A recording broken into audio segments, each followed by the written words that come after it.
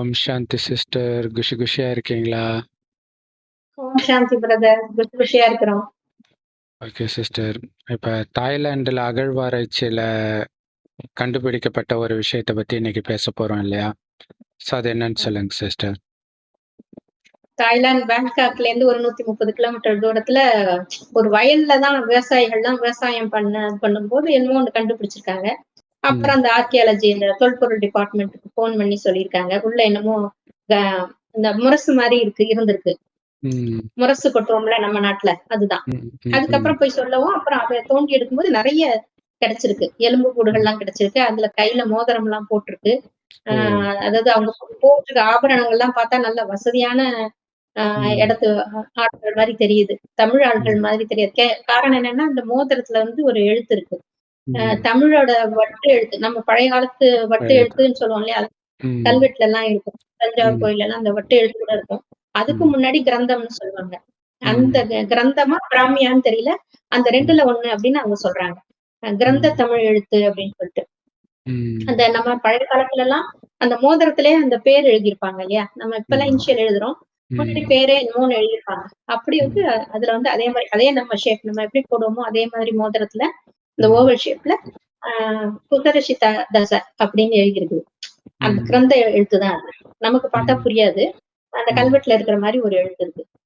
அது வந்து எப்போ இருக்குன்னு பார்க்கும்போது 1600ல இருந்து 2500 1500வது வருஷத்துக்கு முன்னாடில இருந்து 2500 வருஷத்துக்குள்ள அந்த இடைப்பட்ட காலத்துலதான் அது இருந்திருக்கு.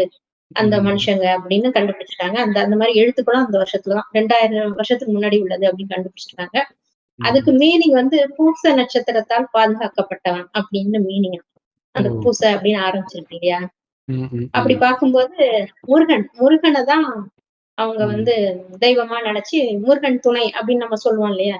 அந்த மாதிரி ஒரு அர்த்தத்துல அவங்க அந்த மோதிரத்தை போட்டுட்டு இருக்காங்க அப்படின்னு சொல்லியிருக்காங்க. அப்ப தமிழும் முருகனும் அந்த காலத்துல இருந்து அந்த 2000 வருஷத்துக்கு முன்னாடியில இருந்தே அந்த தமிழ் அவ்வளவு தூரத்துக்கு போயிருக்குது. அப்படின்னு இப்போ கண்டுபிடிச்சிட்டு இருக்காங்க. ஒண்ணொன்னா தோண்டி எடுக்க எல்லாம் வசதியான ஃபேமிலியா இருந்திருக்கணும். அவங்க ஆபரணங்கள் எல்லாம் பார்க்கும்போது நம்ம தமிழ்நாட்டோட ஆபரணங்களை ஒத்து இருக்கு அப்படின்னு கண்டுபிடிச்சிருக்காங்க.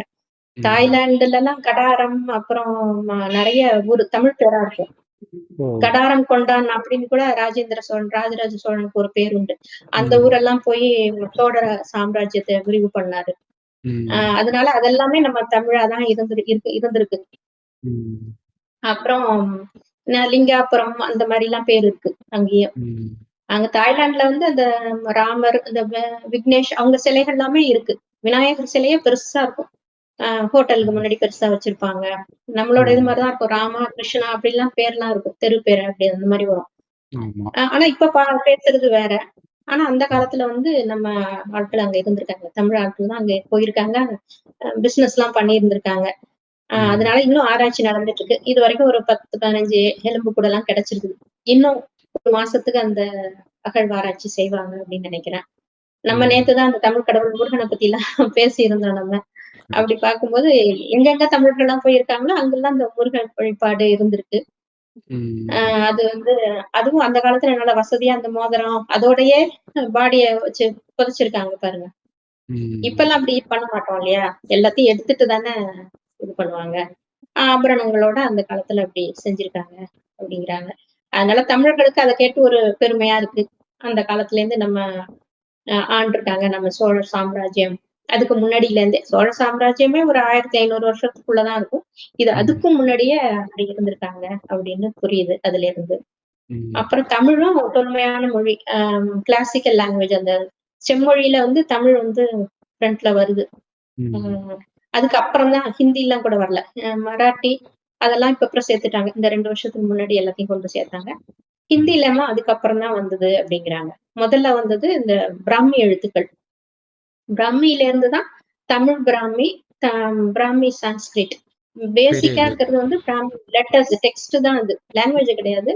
அது வந்து டெக்ஸ்டா இருந்திருக்கு. அந்த எழுத்துல இருந்து டெவலப் ஆனதுதான் இந்த கிளாசிக்கல் லாங்குவேஜஸ் இந்த செம்மொழிகள் எல்லாமே. பிராமியில இருந்து தமிழ் கிரந்தம் அந்த மாதிரி வந்திருக்கு.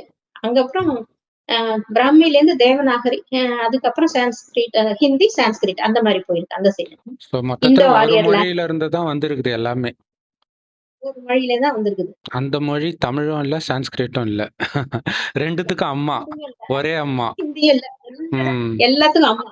ஒரே தாய் அம்மா. தாயோட ஒரு அதுலேருந்து தாயின் தான் குழந்தைங்க தான் அடிச்சிட்டு இருக்கிறாங்க. ம். அதுலேருந்து பிரிஞ்சு தான் இந்த பெர்ஷியா, அந்த ஈரான்லாம் வந்திருக்கு இல்லையா? அங்கலாம் ஒரு ம். பெர்ஷியன் அந்த லாங்குவேஜ் எல்லாம் பேசுவாங்களே. அது ம். எல்லாமே இங்கேருந்து வந்தது தான். ஜப்பானீஸ், ம். சைனீஸ் எழுத்த பார்த்தா கூட அந்த மாரி தான் அந்த ம். கிரந்தம் மாரி தான் இருக்கும் கிட்டத்தட்ட. பிரம்மி கரெக்ட். எழுத்துக்களும் சேர்ந்திருக்கும். ம். பிரம்மியிலேருந்து வந்தது தான் அத்தனையுமே. ம். அத்தனைக்கும் தாய் வந்து பிரம்மி அப்படின்னு சொல்லலாம். ஓ! அதுதான் அம் அதுக்கப்புறம் தேவநாகரி அப்படின்னு வந்திருக்கு. இந்த டெக்ஸ்ட்லேருந்து ம். வந்த லாங்குவேஜ் வந்து தேவநாகரி அப்படின்னு சொல்லுவாங்க. ஒருவேளை அந்த ம். ஆதிசநாதன தேவதா தர்மம் வந்து தேவநாகரி பேசுனாங்களோ என்னமோ! அந்த ம். பிராமி எழுத்த பேசிக்கா வச்சுட்டு பேசுற லாங்குவேஜ் அப்படியே ஆரம்பிச்சிருப்பாங்க. அப்புறம் கொஞ்சம் ம். கொஞ்சமா எல்லாம் அது நாகரிகம் விரிவடை ஒரு ஒரு மொழியா சவுத் சைடு வரும்போது அது தமிழா மாறி இருக்குது. நார்த் சைடு போகும்போது அது ஹிந்தியா லேட்டா தான் அதெல்லாம் ஹிந்தியா மாறி இருக்குது. ம். இன்னொன்னு என்னன்னா, இங்க இந்தியாவுல இருந்து தான் எல்லா இடத்துக்கும் போனாங்கன்றதையும் அது நிரூபிக்குது. அதாவது இங்கேருந்து ஆமா. போய் ஆட்சி செஞ்சாங்க, புடிச்சாங்கன்றத விட, போனதே இந்தியர்கள் தான். போனதே அங்க இருந்து இந்தியர்கள் தான். முதல்ல அங்க இருந்ததே இப்ப கூட பார்த்தீங்கன்னா, எங்க போனாலும் பிளாக் இண்டியன்ஸ்ன்னுவாங்க. எங்க போனா ரெட் வெஸ்ட் இண்டியன்ஸ் இண்டீஸ்ன்னுவாங்க. ரெட் இண்டியன்ஸ்ன்னுவாங்க. எல்லா இடத்துலயுமே பார்த்தீங்கன்னா, அந்த இண்டியன்ஸ்ன்ற அந்த வேர்ட் இருந்துகிட்டே இருக்கும்.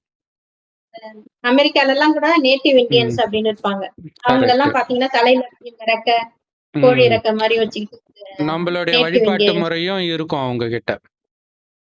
அதே மாரி தான். இப்ப நம்ம ஊர்ல கரெக்ட். இருக்கிறவங்க பழங்குடியினர் மாரி தான் அவங்களும் இருப்பாங்க கிட்டத்தட்ட பார்க்கறதுக்கு. அப்படி வெள்ள வெள்ளேன்னு கரெக்ட். இருக்க மாட்டாங்க. ஒரு மாரி ரெட்டிஷா இருப்பாங்க. இப்ப ம். இருக்கிற அமெரிக்கன்ஸ் மாரி இருக்க மாட்டாங்க. நம்மளோட கல்ச்சர் அங்கேயும் இருக்கு. இந்த பாசி மணி இதெல்லாம் கோர்த்து போட்டுக்கிறது, சங்குல ம். மாலை செஞ்சு கோர்த்து போட்டுக்கிறது. இது ம். எல்லாமே அந்த நேட்டிவ் இந்தியன்ஸ் செய்வாங்க. அப்புறம் இந்த பாய்ல கூட மாரிலாம் வச்சிருப்பாங்க இல்லையா அந்த காலத்துல. ம். ம். ஓலையில ம். கூட அந்த மாரி ம். அந்த மெட்டல்ல வந்து கூட மாரி பின்றது. அதெல்லாமே அந்த நேட்டிவ் இந்தியன்ஸ் பண்ணி விக்கிறாங்க. இன்னுமே இருக்கு ஸ்டால்லாம் போட்டுருக்காங்க அமெரிக்கால. ம். அவங்களும் ஒரு பார்ட் இருக்காங்க. அவங்கள எவ்வளவுதான் ஒழிக்கணும்னு பார்த்தாங்க. இருந்தாலுமே அவங்கள ஒரு இடத்துல இருக்கதான் செய்றாங்க. காடு மாரி ஒரு இடத்துல இருக்கிறாங்க. அங்க இந்த மாரி கூட இதெல்லாம் செஞ்சு கொஞ்சம் அவுட்டர் ஏரியால கொண்டு வந்து ஸ்டால் போட்டு விக்கிறாங்க. கண்டிப்பா. அதே மாரி ஆப்பிரிக்கால நெறைய கிராமங்கள் பார்த்தீங்கன்னா, இந்திய கிராமங்கள் மாதிரியே இருக்கும். அந்த வீடு அந்த ஸ்டைல்ல தான் இருக்கும். ஒரு சகோதரி வந்து அதாவது தமிழ்ல இருந்து அங்க போனவங்க. அங்கருந்து இங்க வராங்க. அவங்க கலர் பார்த்தீங்கன்னா, அப்படியே ஆப்பிரிக்கா கருப்பு. அப்படியே இருக்குது. அப்ப அ, இங்கருந்து போய் தான் அந்த கலர் வந்திருக்கும். ஆப்பிரிக்காவுக்கு அதாவது சயின்ஸ் வந்து ஆப்பிரிக்கா தான் ஆரிஜின்.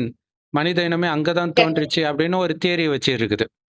ஆனா, இங்கருந்து தான் அங்கேயே போயிருக்குது அப்படிங்கிறது அவங்களுக்கு தெரியல. ஸோ எல்லா ம். இடத்துக்குமே இங்கருந்து தான் போயிருக்கிறாங்க. இங்க இருக்கு. ஆமா. நார்த் ம். இந்தியா அந்த காஷ்மீரி சைட்ல இருக்கிறவங்க தான் அந்த ஈரான் அந்த மாரி இருக்கிறவங்க. அந்த ஜாட இருக்கும். ஈரான்ல ம். இருக்கிறவங்க வெள்ளை ஜாட, அவங்க ஜாட அந்த கலர் எல்லாமே அந்த நார்த் இந்தியா அந்த காஷ்மீர் சைடு ஒரு ஒரு போனீங்கன்னா ஒரு ஒரு ஸ்டேட்லயுமே பார்த்தீங்கன்னா, ஒவ்வொரு நாட்டுடைய பிரதிபலிப்பு இருக்கும். கரெக்ட். தமிழ்நாடு அந்த வந்து நேபாள் ஓரளவுக்கு அந்த சைடு ஆப்பிரிக்கா உள்ளவர்கள் நெறைய பேர் இருக்கிறாங்க. அந்த கருப்பா நெத்தியில இருக்கிறவங்க. இருக்கிறதுனால. ம். ம். அப்புறம் பேக் சைடு போறவங்களுக்குலாம் இந்த ஜாட இருக்கும். அப்புறம் இந்த ம். சைடுல இருக்கிறவங்க அந்த நேபாள் அஸ்ஸாம்ல சைடு அஸ்ஸாம் அஸ்ஸாம்லாம் போனீங்கன்னா, அஸ்ஸாம் அப்படியே கொரியா, சைனீஸ் இவங்கள மாரியே இருப்பாங்க. சைனீஸ், ஜாப்பனீஸ் அந்த ஜாடையெல்லாம் அந்த அஸ்ஸாம்ல இருக்கும். பார்த்தா தெரியும். மேகாலயா, கரெக்ட். அஸ்ஸாம் இந்த ம். ஏரியால தெரியும். ம். இந்த மாரி எல்லாமே இங்கேருந்து அங்கங்க அப்படி பிரிஞ்சு போனது எல்லாமே நமக்கு பார்த்தாலே தெரியும். அந்த அவங்க ஃபேஸ் அந்த ஜாடைகள் அத பார்த்தாலே நமக்கு தெரியும். கண்டிப்பா. ஆப்பிரிக்கான்னா இந்த சவுத் போனவங்க திருநெல்வேலி, தூத்துக்குடியில இந்த சைட்ல இருந்து ம். போனவங்க அந்த ஆப்பிரிக்காவுக்கு போனவங்களா இருப்பாங்க. அந்த சைடு. ம். அதெல்லாம் அதனால நமக்கு தெரியும் அதனால பார்த்தா. தான் இப்ப கூட பார்த்தீங்கன்னா, இந்த கொரியன் படம்லாம் இங்க தான் ஃபேமஸா இருக்குது. இந்தியால தான் ஃபேமஸா இருக்கு. வேற எங்கேயுமே ஃபேமஸ் கிடையாது. ஏன்னா, அந்த ஃபேஸ் வந்து பரிச்சயமான ஃபேஸா இருக்குது. இப்ப அஸ்ஸாமுக்கு பரிச்சயம்னா பரவால்ல. நமக்கு எப்படி பரிச்சயமா இருக்குது? இல்லையா? நமக்குமே பரிச்சயமா இருக்குது. ஒரு காலத்துல இருந்திருக்குது. ஒரு விதத்துல இந்த ஜாக்கி சான் படம் இதெல்லாம் ஃபேமஸ் ஆனதுக்கு அது ஒரு காரணமா இருக்கும். அந்த ஃபேஸ் கட் இருக்குல்ல. நம்ப ஊரு ஃபேஸ் கட்டு. அது அங்க போய் அவங்களுமே இருக்குது. நம்ம ஊரு ரஜினி படம்லாம் அங்கேயும் பார்க்குறாங்க. ஜப்பான்லலாம் கூட ரஜினி, ம். மீனா அந்த நடிச்ச அந்த படம்லாம் ரொம்ப ஃபேமஸா ஓடுச்சு. அப்புறம் ம். விஜய் படம் கூட ஓடுது போல இருக்கு அங்கலாம். கரெக்ட். அது ஆச்சரியமா இருக்குது. நார்த் இந்தியால விஜய் ரொம்ப ஃபேமஸாம். ஆனா ஒரு படம் கூட ஆமா. ஹிந்தில வந்தது கிடையாது. எல்லாமே இந்த YouTubeல டப் பண்ணி போடுறத பார்த்தே புடிச்சிருச்சு. தளபதி விஜய்ன்னு சொல்றாங்க. எனக்கே ஷாக் ஆச்சு. ஹி இஸ் மை ஃபேவரட் ஹீரோன்னு ஒரு சிஸ்டர் சொல்றாங்க மும்பையில. அவங்க வந்து மும்பைக்காரங்க, தமிழ்காரங்கலாம் கிடையாது. எப்படின்னா, அந்த YouTubeல அத பார்க்கறது, அந்த டப்பிங் படம் பார்க்கறது அவங்களுக்கு புடிச்சிருக்குது. ஸோ இந்த ஒரு மாதிரி ஆப்பிரிக்கன் ம். யூடியூபர் கூட விஜயோட பாட்டு அந்த போன வருஷம் 2 வருஷத்துக்கு முன்னாடி உள்ள பாட்டு. அந்த ம். பாட்டு மறந்து போயிட்டேன். அதுக்கெல்லாம் டான்ஸ் ஆடுறாரு. அவங்க நெறைய சிஸ்டரோட சேர்ந்து. நெறைய இந்தியன் சாங்ஸுக்கு வந்து நெறைய ஃபாரினர்ஸ் ஆடுவாங்க. ஆச்சரியமா இருக்கும். நேபாள்காரங்க ஆடுவாங்க, ஆப்பிரிக்காக்காரங்க ஆடுவாங்க, அமெரிக்காக்காரங்களே ஆடுவாங்க. எப்புட்றா அதுவும் தமிழ் பாட்டுக்கெல்லாம் ஆடுறாங்க? ஏன்னா உலகத்துல எத்தனையோ மொழி இருக்குது. அதுல ஒரு குட்டி பகுதி தான் இந்தியா. அதுல ஒரு குட்டி பகுதி தான் தமிழ்லம். அது எப்படி அவங்கள புடிச்சு இழுக்குதுன்றது ரொம்ப ஆச்சரியமா இருக்கு. நம்பலாம் ஒண்ணும் சைனீஸ் பாட்டுக்கு ஆடுறது கிடையாது. மலாய் பாட்டுக்கு ஆடுறது கிடையாது. எத்தனையோ லாங்குவேஜ் இருக்குல்ல. நம்ம அத அத பத்தி திரும்பி கூட பார்க்கறது கிடையாதுல்ல. பட் ஏதோ சம்திங் இது இது நம்மளால புரிஞ்சுக்க முடியாத ஒரு விஷயமாக இருக்குது. அப்படிதான் இந்த மொழியும் இருக்குது. ஆ எப்படி வந்தது? இந்த மொழிகள் வந்து எப்படி வந்திருக்கும்? அப்படிங்கிறதே ஆச்சரியமா இருக்கு. ஏன்னா ஒரு நம்ம கூட ஒரு வீடியோ போட்டிருக்கிறோம். ஒரு சகோதரி அமெரிக்கால இருக்கிறவங்க, திடீர்னு பிரிட்டிஷ் ஆக்சென்ட்ல பேசுறாங்க. திடீர்னு. அவ்வளோதான். அவங்களுக்கு அந்த அமெரிக்கன் ஆக்சென்ட்டே வரல. ஆனா ஒரு தடவ கூட அவங்க பிரிட்டிஷ்க்கு போனதே கிடையாது. அது மாரி அது திடீர்னு இப்படி நடக்குது. அது எதனால நடக்குதுன்னு இத இத என்ன சொல்ல முடியும்? இல்ல ஒருத்தவங்க ஒரு லாங்குவேஜ் கத்துக்கிறது, ஆக்சென்ட் கத்துக்கிறதுலாம் அவ்வளோ ஈஸி கிடையாது. அங்கேயே பொறந்தா மட்டும் தான் அந்த ஆக்சென்ட் பெர்ஃபெக்ட்டா வரும். இல்லாட்டி பிராக்டிஸ் பண்ணணும் ரொம்ப. அப்பதான் ம். வரும். ஸோ இத பார்க்கும்போது என்னன்னா, பைபிள்ல ஒரு வார்த்தை இருக்கும். ஆ மனிதர்களின் வாயில் வந்து வெவ்வேறு மொழியை நான் போட்டுட்டேன். குழப்பத்தை உண்டாக்குவதற்காக அப்படின்னு வரும். ஸோ அந்த மாரி தான் இருக்குமா? அது வந்து இப்ப ஒரு மொழி இப்ப தமிழ் பேசுறவங்க வேற இடத்துக்கு போறாங்க. இப்ப சைனாவுக்கு போறாங்க. முதல்ல போறாங்க அப்படின்னா, எப்படி அவங்க சைனீஸ் பேசியிருப்பாங்க? அப்படின்னா இப்படிதான் வந்திருக்கணும். ஏன்னா தமிழ் சுத்தமா அவங்க மறந்தா மட்டும் தான் அது வேற மொழியா மாறும். இது கலக்கிறது கிடையாது. ஏன்னா சைனீஸ்க்கும், தமிழுக்கும் சம்மந்தமே இருக்காது. இல்ல இங்கிலீஷ்க்கும், தமிழுக்குமே சம்மந்தம் கிடையாதுல்ல. அது சுத்தமா வேற மாதிரி இருக்குது. அது வந்து ஒரு மொழியில இருந்து தான் மாறுது அப்படிங்கிறத வந்து நம்ம அதுவும் சொல்ல முடியாது. ஒரு சில மொழிகள் வந்து தொடர்பு இருக்கும். இப்ப ஸ்பானிஷ், போர்ச்சுகீஸ் ஒரே மாரி இருக்கும். மலாய், இந்தோனேஷியன் ஒரே மாதிரி இருக்கும். ஒரு சில மொழிகள் மட்டும் அப்படி இருக்கும். மற்றதெல்லாம் சுத்தமா டிஃபரெண்ட்டா இருக்குது. ஆனா ஆதியில ஒரு மொழி தானே இருந்திருக்கும். அப்ப சம்மந்தமே இல்லாத மற்ற மொழி எப்படி வந்துச்சு? அது வந்து எப்படியும் அந்த என்னமோ சொல்லுவாங்களே திரிபு அப்படிலாம். அப்படிலாம் கூட வர்றதுக்கு வாய்ப்பில்லாத அளவுக்கு மொழி வித்தியாசமா இருக்குது. அதுவும் அரபிக் மொழிலாம் மேபி ஹிந்தியோடைய இன்ஃப்ளூயன்ஸ் இருக்கும் அரபிக்கு. அந்த ஹேஸ் அந்த சவுண்ட் சைட்ல வந்து அதிகமா இருக்கும். ஸோ இது எப்படி வருதுன்னு தெரியல. பட் ஆனா இதுல இன்னொரு முக்கியமான விஷயம். அந்த மொழி பிரச்சனை ஒரு பக்கம் இருக்கும் பொழுது, அந்த நகையோட புதைச்சாங்க அப்படிங்கிறது சாதாரண விஷயம் கிடையாது. இல்லையா? அப்ப எவ்வளவு செல்வ செழிப்பா இருந்தா, அத ஒரு பெரிய விஷயமாவே எடுத்துக்கலன்னு அர்த்தம். இப்ப ஒருத்தர வந்து ட்ரெஸ் இல்லாம புதைக்கிறாங்கன்னா, அது அவங்கள அவமானப்படுத்துற மாரி. இல்லையா? அப்ப ஒரு காலத்துல நகை இல்லாம புதைக்கிறத அவமானமா நெனச்சிருக்கிறாங்கன்னு தெரியுது. இல்ல நகை எடுக்கிறத அவமானமா நெனச்சிருக்கிறாங்க. இந்த காலத்துல வந்து சொந்தக்காரனே முதல்ல அப்படி புதைக்க மாட்டான். புதைச்சாலும் வெட்டியான் விட மாட்டான். இன்னைக்கு நம்ம நெலைமை அப்படி ஆயிடுச்சு. இல்லையா? ஏன்னா உயிரோட இருக்கும்போதே அவன பொணமாக்கி நகைய எடுக்கிற உலகத்துல வாழ்ந்துட்டு இருக்கிறோம். பொணத்துக்கு நகைய போட்டா விடுவாங்களா? ஆனா ஒரு காலத்துல நம்ம எப்படி இருந்திருக்கிறோம்? எவ்வளவு செல்வ செழிப்பா இருந்திருக்கிறோம்? அப்படிங்கிறது தான் பெரிய விஷயம். அது வந்து 1500ல இருந்து 2000 வருடம் முன்பு அப்படி சொன்னீங்க இல்லையா? 1500ல இருந்து 2500 அந்த இடைப்பட்ட ம். வருஷத்துல இருக்கலாம். 2000க்கு ம். மேல தான் மோஸ்ட்லி 2000க்கு மேல ம். தான் இருந்திருக்கணும் கண்டுபிடிச்சிருக்காங்க. கரெக்ட். ஏன்னா மொழியை விட முக்கியமான விஷயம் வந்து அந்த செல்வம் எப்படி அங்க வந்தது? அதுதான் முக்கியம். செல்வம், அந்த குணம். இல்லையா? இத அப்படியே இது ஒரு பெரிய விஷயமா இல்லாம புதைக்கிற மாதிரி ஒரு குணம் இருந்திருக்குதுல்ல. அப்ப 2500 வருடம் முன்பே இப்படி இருந்தால், அதுக்கு முன்னாடி எவ்வளவு செல்வ செழிப்பா இருந்திருப்போம். அத மட்டும் நம்ம யோசிக்க மாட்றோம். குரங்குல இருந்து வந்தான், குரங்குல இருந்து வந்தான்னு இன்னும் முட்டாள்தனமா அதே பேசிட்டு இருக்கிறோம். 2500 வருடத்துக்கு முன்பு இப்ப இருந்ததை விட அவன் நாகரிகமா இருந்திருக்கிறான். இப்ப இருந்ததை விட செல்வ செழிப்பா இருந்திருக்கிறான்னா, அதுக்கு முன்னாடி அதை விட எல்லாம் சூப்பரா இருந்திருப்பான். ஏன்னா ரிவர்ஸ்ல போக போக அவனுடைய நாகரிகம் வந்து ஹை லெவல்ல போகுது. கீழ் நோக்கி போகல. இப்பதான் கீழ் நோக்கி போகுது இல்லையா? இப்பதான் நம்ம கையில செல்வம் இல்லாத நிலை வருது, விதவிதமான நோய் வருது, பயத்திலே வாழ்ந்துட்டு இருக்கிறான், சாப்பாட்டுக்கு வழி இல்லாம இருக்கிறான். ஆனா அப்ப அப்படி இல்லைன்றது தெரியுது. அப்ப அந்த கடவுள் சொன்னதோட அது ஒத்தும் போகுது இல்ல. 2500 அந்த வருடம், அதாவது இப்பத்துல இருந்து 2500 வருடம் முன்புதான் அந்த பக்தி மார்க்கம் தொடங்குதுன்றார். அப்பதான் கோயில்லாம் கட்டுறாங்க. அந்த கோயில் எல்லாம் அவ்வளவு வைர வைடூரியம் இருக்கும்ன்றார். நகைகள்லாம் அவ்வளோ இருக்கும். அதுக்கப்புறம் பிற்காலத்துல அதை கொள்ளையடிக்கிறதுக்காக முகமது கஜினி இந்த மாதிரி ஆட்கள்லாம் வராங்க. இங்க இருந்து கொள்ளையடிச்சிட்டு போறாங்க. அப்ப அங்க அதாவது இன்னைக்கு வந்து முஸ்லிம் நாடுகள் தான் வந்து அவங்க டாலர் தான் இருக்கிறதுலே விலை உயர்ந்ததா இருக்குது இல்லையா உலக அளவுல. ஆனா அவங்களே இந்தியாவுல வந்து கொள்ளையடிக்கிறாங்கன்னா அப்ப இந்தியா எவ்வளவு செல்வ செழிப்பா இருந்திருக்கும்? அது யோசிக்க வேண்டிய விஷயம் இல்ல. அப்ப அவங்க கூட காசு வேணும்னா இந்தியாவுக்கு போனா கிடைக்கும்ன்ற ஒரு நிலை இருந்திருக்குது. ஆனா இன்னைக்கு நாம எல்லாத்தையும் இழந்திருக்கிறோம். அப்ப கடவுள் என்ன சொல்றாருன்னா, இந்த கொள்ளையடிக்கிற குணம் எல்லாம் வந்து இந்த 2000 வருடம் இதுக்குள்ளதான் இருக்குது. இதுக்கு முன்னாடிலாம் அந்த குணம் கிடையாது. இந்த குணம் வந்ததுனாலதான் எல்லாத்தையும் இழக்கிறோம். எல்லாருமே இழக்கிறோம். ஆனா இந்த குணம் இல்லாத போது நீங்க எவ்வளவு செல்வந்தரா இருந்திருப்பீங்க அப்படிங்கிறார். அப்ப வந்து பாரத பூமி மட்டும்தான் உலகத்திலே இருந்துச்சுன்ற. அந்த பாரத பூமின்றதும் இவ்வளவு பெருசு கிடையாது. அந்த யமுனை நதிக்கரை ஓரம் தான் அந்த தாஜ்மஹால், டெல்லின்னு சொல்றோம் இல்லையா, அந்த பகுதி மட்டும்தான் கடல் மட்டத்துக்கு மேலே இருந்திருக்குது, சொர்க்க பூமியாக இருந்திருக்குது. அப்ப அவ்வளவு செல்வம் இருக்கும். தங்க செங்கற்களால தான் வீடே கட்டுவோன்றார். இன்னைக்கு மண்ணு செங்கலால கட்டுற மாதிரி அங்க தங்க செங்கலால. இன்னைக்கு தங்கத்துடைய விலை எங்க போயிட்டு இருக்குது? யாருமே தங்கத்தை போட்டுட்டு நடக்க முடியாத ஒரு நிலையில இப்ப இருக்கிறோம். ஆனா இன்னைக்கு சுடுகாட்டுல கூட புதைச்சிட்டு நிம்மதியா அவன் வர்ற நிலையில அப்ப இருந்திருக்கிறான். இப்ப எவ்வளவு டிஃபரன்ஸ் பாருங்க, அப்போதைக்கும் இப்போதைக்கும். அப்ப அதுக்கு முன்னாடி தங்கத்திலேயே அவனுடைய வீடு இருந்ததுன்றார். அப்படி இருந்தவங்களை தான் இன்னைக்கு நாம கோயில் கட்டி கும்பிடுறோன்றார். அவங்களுடைய அடையாளம் வந்து இப்ப அகழ்வாராய்ச்சியில் அங்கொன்னு இங்கொன்னு கிடைத்தாலும் கூட கோயிலாவே கட்டி கும்பிடுறோம்.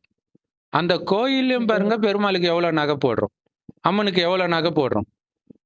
அப்ப அப்படி வாழ்ந்தவர்கள் எப்படி இருந்திருப்பாங்க இல்ல. இன்னைக்கு போடுறது வந்து ஒரிஜினல் தங்கமான்னு தெரியல, பட் அப்ப வந்து ஒரிஜினலாகவே இல்லையா, உயிரோட்டமாக ஒருத்தர் இல்ல அத்தனை பேரும் அப்படி இருந்தோம். அவ்வளவு செல்வ செழிப்பா இருந்தோம். அவ்வளவு அழகு, ஆரோக்கியம், சின்ன தலைவலி கூட வராது. எந்த நோயுடைய பேரடையாளம் இல்லாம இருந்தோன்றார்.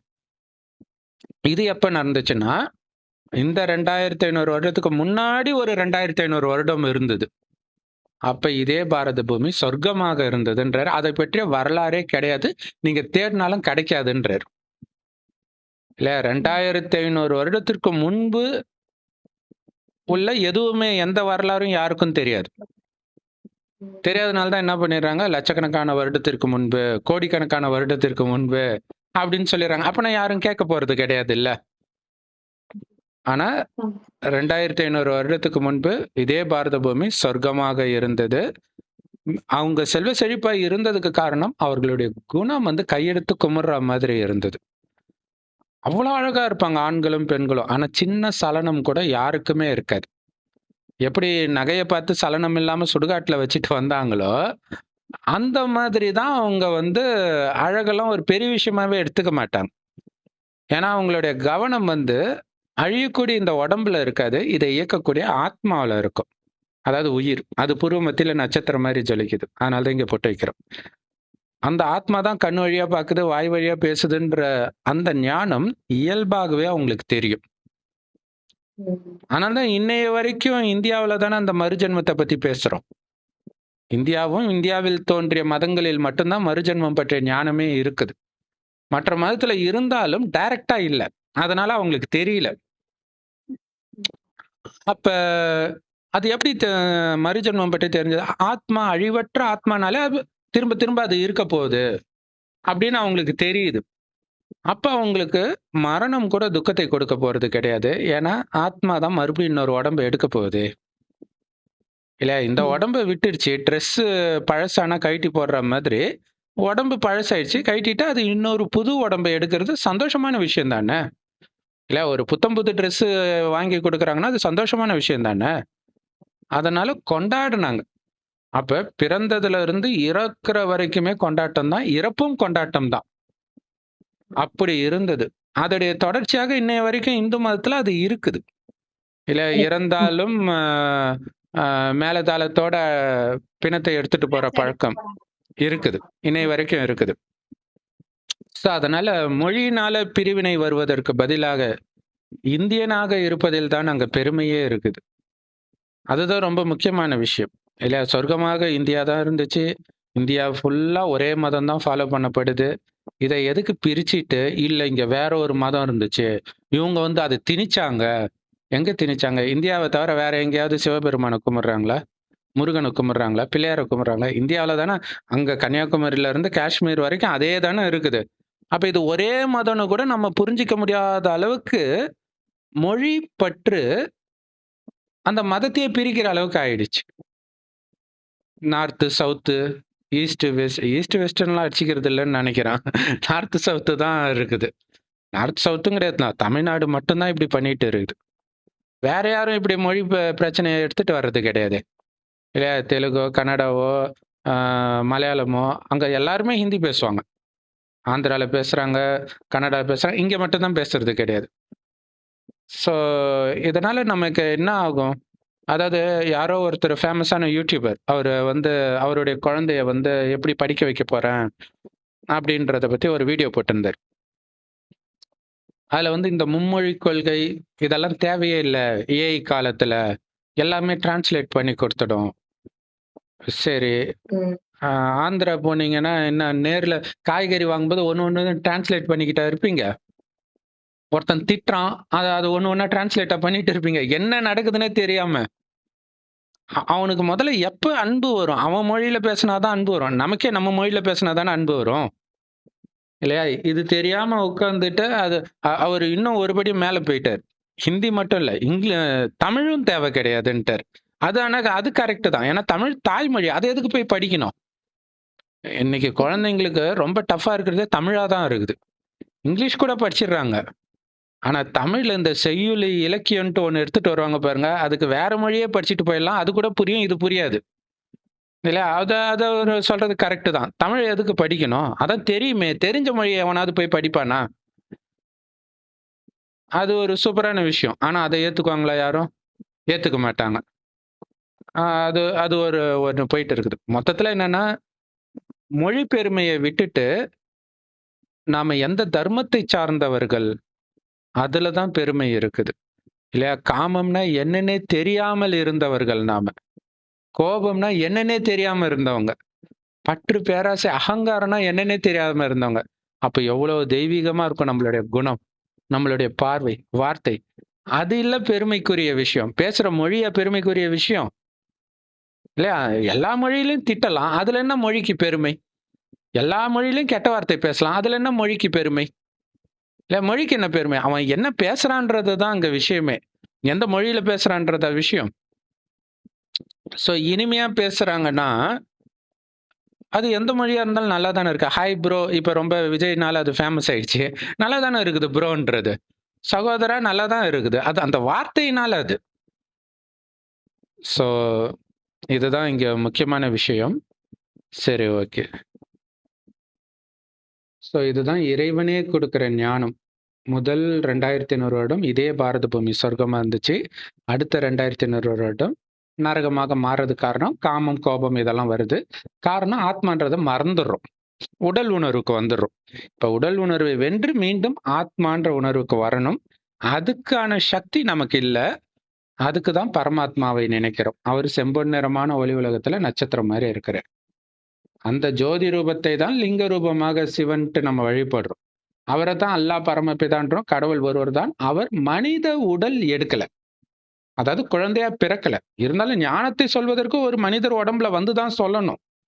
அது ஒரு வயோதிகர் உடல்ல வராரு. பிரம்மான்னு அவருக்கு பேர் வைக்கிறார். இந்த பிரம்மாவைத்தான் அங்க ஆதாம்னு சொல்றாங்க. ஸோ அவரு உடம்பு வழியாக வந்து இந்த ஞானத்தை கொடுக்கிறார். ஞானத்துடைய சாரம் என்ன? ஆத்மான்னு உணர்ந்து சிவ பரமாத்மாவை நினைவு செய்யுங்க. உங்களுக்கு சிவன்ற வார்த்தை பிடிக்கலன்னா, உங்க மதத்துல அல்லான்னு சொல்றாங்களா? பரமபிதான்னு சொல்றாங்களா? அப்பா அவ்வளோதான் முடிஞ்சு போச்சு. நம்ம ஆத்மாவுக்கு அப்பா. உடம்புக்கு பல அப்பா இருக்கலாம். எல்லா ஆத்மாவுக்கும் அது அந்த ஆத்மா ஹிந்தி பேசினாலும் சரி, தமிழ் பேசினாலும் சரி, கன்னடம் பேசினாலும் சரி, அமெரிக்கால என்ன மொழி இருக்கோ, ஸ்பானிஷ், போர்ச்சுகீஸ், பிரெஞ்சு எது பேசினாலும் எல்லாத்துக்கும் ஒரே அப்பா தான். ஸோ அந்த அந்த ஒன்றிணைவது தான் இங்க முக்கியமான விஷயம். இல்லையா? அந்த அந்த பரம்பொருள் ஒன்றே பரம்பொருள் சொல்றாங்க இல்லையா? ஒருவனே தேவன்றாங்க. ஸோ அந்த தேவனை பற்றி தெரிஞ்சுக்கணும். நம்ம அப்பாவை பத்தி தெரிஞ்சுக்கணும். அப்பாவை பத்தி தெரிஞ்சுக்கிறதுனால சொர்க்கத்தின் ஆஸ்தி மீண்டும் கிடைக்குது. மீண்டும் அதே சொர்க்கத்துக்கு நீங்க போக போறீங்க.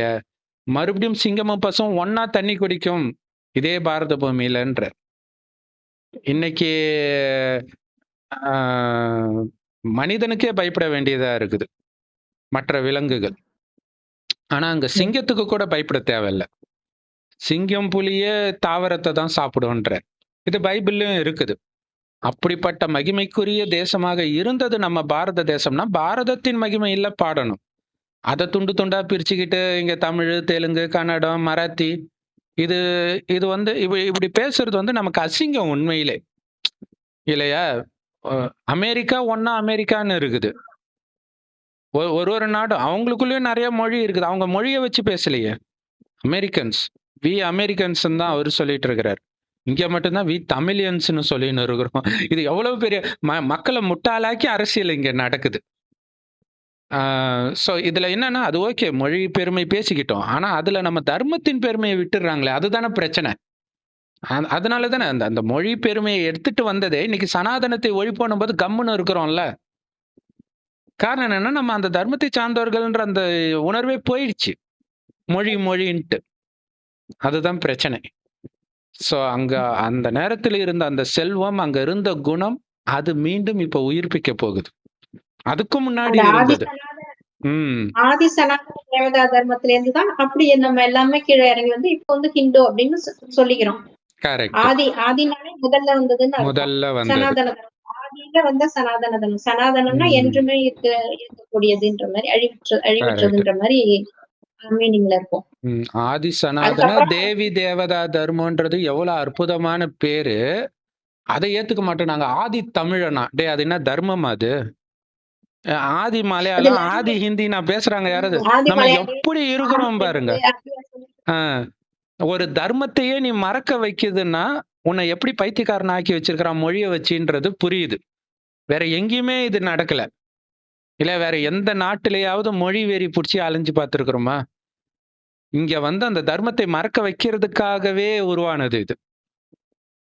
பிரிக்கணும்ன்றதுக்காகவே உருவானது இது. ஒண்ணுல இருந்து உருவானதுதான் இல்ல. இப்ப அந்த மொழியே ஒரு மொழியில இருந்து தான் அங்க ஒரு மொழி இங்க ஒரு மொழின்னு பிரியிற மாதிரி ஒரு தர்மம் தான் பிரியுது. அந்த ஒரு தர்மத்துல இருந்து தான் இங்க இருக்கிறது எல்லாமே பிரியிறது மட்டும் இல்ல, வெளிநாட்டுல இருக்கிற தர்மங்கள் கூட இங்க இருந்து போனதுதான் இல்லையா? இங்க அந்த இயேசு கிறிஸ்து அவருடைய மூதாதையர்களுக்கெல்லாம் ஜென்மம் கொடுத்தவர்கள் ஆதி சனாதன தேவி தேவதா தர்மத்தை சார்ந்தவர்கள் தான். அதனால்தான் அவங்க ஏஞ்சல் தேவதைகள் அவங்களும் தான் சொல்லிட்டு இருக்கிறாங்க இல்லையா? தேவர்கள்னு அவங்களும் தான் சொல்லிட்டு இருக்கிறாங்க. அதே சொர்க்கத்துக்கு போறதுதான் அவங்களுக்கும் லட்சியமா இருக்குது. தமிழ்நாட்டுக்கு வர்றது அவங்களுக்கு லட்சியமா இருக்குது. தமிழ்நாட்டுல இருக்கிறவனுக்கும் சொர்க்கத்துக்கு போறது தானே லட்சியமா இருக்குது. அப்ப அந்த சொர்க்கமாக இருந்த இடத்துக்கு நாம் போகணும். இடத்தோடைய மகிமை இப்ப மகிமை கிடையாது. மகிமைக்குரியதாக அது மாறப்போகுது. அப்ப மகிமைக்குரியவராக நாம மாறினால் அங்க போவோம். அப்ப நாம மகிமைக்குரியவராக மாறுறதுக்கு என்ன பண்ணணும்? சோ இந்த பிரிவினைகளை எல்லாம் இதுக்கெல்லாம் காரணம் என்ன? உடம்பு. அந்த உடம்புல இருக்கும்போது ஒருத்தன் தமிழ் பேசுறான், செத்து ஆந்திரால பிறந்தவனே தெலுங்கு பேசுறான். அதனால்தான் கடவுள் சொல்றார், அந்த உடம்பே விட்டுரு, வெறும் ஆத்மான்னு நினை. ஆத்மாவுடைய உண்மையான குணம் அமைதின்றார். அமைதிக்கு என்ன பாஷை இருக்குது இல்லையா? அமைதியா இருக்கும்போது அதுக்கு பேசவே தோணலன்னும் போது எதுக்கு பாஷை? அந்த அமைதியை இழக்க வைக்கிறது தானே பாஷைகளே. ஸோ அந்த அமைதியில நிலைச்சிருக்கணும் அப்படின்னா, அமைதியின் கடலாகிய சிவத்தந்தையை நினைச்சிட்டு இருங்க. நினைக்க நினைக்க அந்த அமைதி வரும். இல்லையா? அந்த எண்ணங்களே இல்லாமல் இறைவனின் அன்பில் மூழ்க சொல்றாரு. எண்ணங்களே இல்லன்னும்போது மொழிக்கு என்ன வேலை அங்க? அமைதிக்கு என்ன மொழி இருக்குது? இந்த எண்ணங்களற்ற நிலையை ம். கொண்டு வரதுக்கு தான் சித்தர்கள்லாம் அவ்வளவு இது சொன்னாங்க. இந்த ம். பிராணாயாமம்லாம் கண்டுபிடிச்சதே அத அதுதான். விட்டுட்டாங்க. மூச்சை அத கவனி அத விட்டுட்டாங்க. சித்தர்கள் எங்க தமிழர்கள்னு பெருமை அடிச்சிட்டு இருக்கிறாங்க. டேய் அவன் எண்ணமே இல்லாம இருக்கிறான். அவன் எந்த மொழியும் இல்லாம அமைதியா இருக்கிறான். அவன புடிச்சிட்டு தமிழன். அப்புறம் கடவுள், முருகன் தமிழ் கடவுள் அப்படின்னு வேற சொல்லிட்டு இருக்கிறாங்க. சரி ஓகே. அத நம்ம ஏற்கனவே கவர் பண்ணிட்டோம். சரி okay sister. Om Shanti. Thank you sister. Thanks for வாட்சிங். Thank you.